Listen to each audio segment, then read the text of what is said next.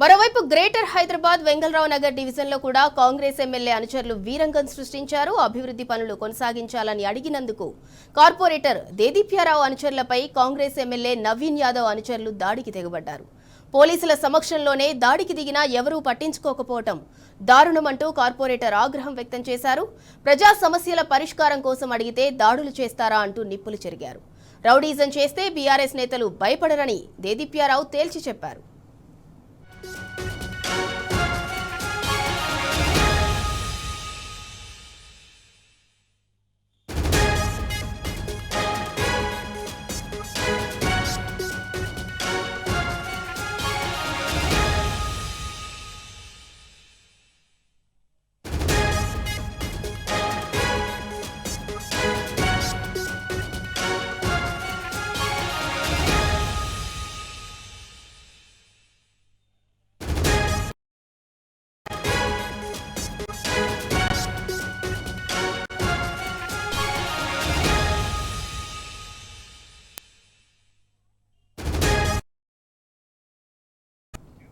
Greater Hyderabad Vengala Rao Nagar డివిజన్లో కూడా Congress MLA అనుచరులు వీరంగం సృష్టించారు. అభివృద్ధి పనులు కొనసాగించాలని అడిగినందుకు కార్పొరేటర్ దేదీప్యారావు అనుచరులపై కాంగ్రెస్ ఎమ్మెల్యే నవీన్ యాదవ్ అనుచరులు దాడికి తెగబడ్డారు. పోలీసుల సమక్షంలోనే దాడికి దిగినా ఎవరూ పట్టించుకోకపోవటం దారుణమంటూ కార్పొరేటర్ ఆగ్రహం వ్యక్తం చేశారు. ప్రజా సమస్యల పరిష్కారం కోసం అడిగితే దాడులు చేస్తారా అంటూ నిప్పులు చెరిగారు. రౌడీజం చేస్తే బీఆర్ఎస్ నేతలు భయపడరని దేదీప్యారావు తేల్చి చెప్పారు.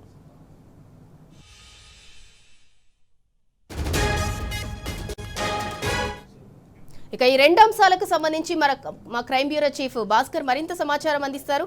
భాస్కర్, ఒకవైపు మాజీ మంత్రి మల్లారెడ్డి పై కాంగ్రెస్ అనుచరులు దాడులు చేశారు. మరోవైపు కార్పొరేటర్ దేదీప్యారావు అనుచరులపై కూడా కాంగ్రెస్ గుండాలు దాడికి తెగబడ్డారు. ఇదంతా కూడా పోలీసుల ముందే జరుగుతుంటే కూడా పోలీసులు వారిని వారించలేదు. దీన్ని ఎలా చూడాలి?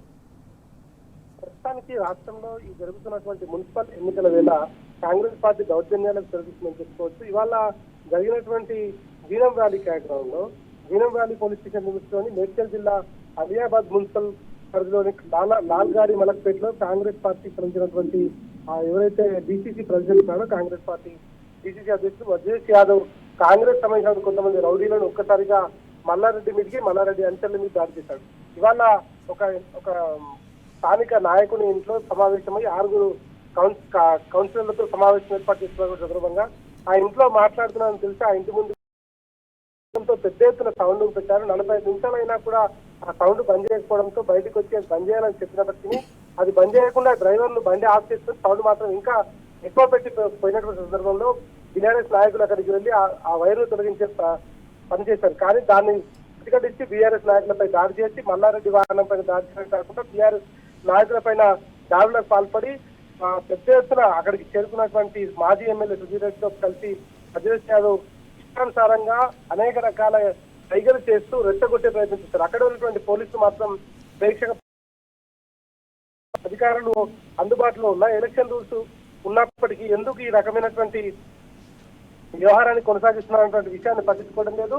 పోలీసులు పూర్తిగా కాంగ్రెస్ పార్టీ నాయకులకు బానిసల్లాగా తయారైనటువంటి పరిస్థితి కనిపిస్తుంది. మరోవైపు బీఆర్ఎస్ నాయకులపై మల్లారెడ్డిపై దాడి చేయడమే కాకుండా దీనికి సంబంధించి పూర్తిగా ఇష్టానుసారంగా బూతులు మాట్లాడుతూ వివరించారు.